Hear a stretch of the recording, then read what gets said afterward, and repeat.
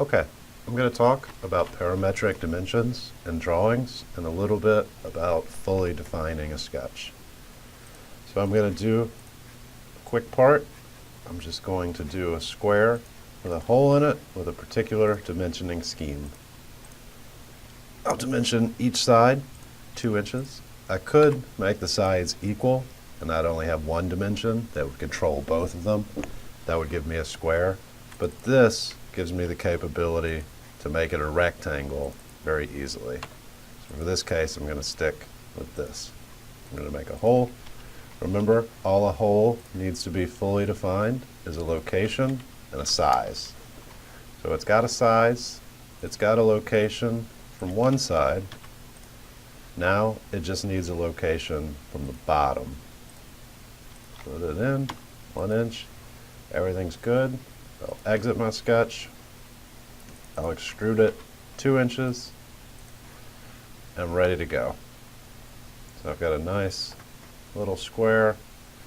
Now I'm going to make a drawing. With me, new. I'll use a drawing template. Easy. View layout, model view. Do a preview.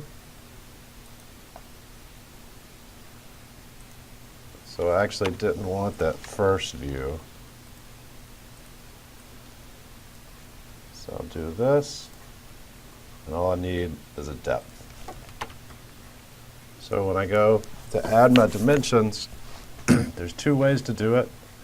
I could smart dimension from here and add all the dimensions just like I did in the sketch, or they're stuck. There's no way to change them. So what I will do is get rid of these, and I'm going to use model items. I'm going to do source destination. I'm going to do entire model, and I'm just going to click in my primary view. So that gives me the location of the hole, the size of the block, the size of the hole. There we go, hiding out right there.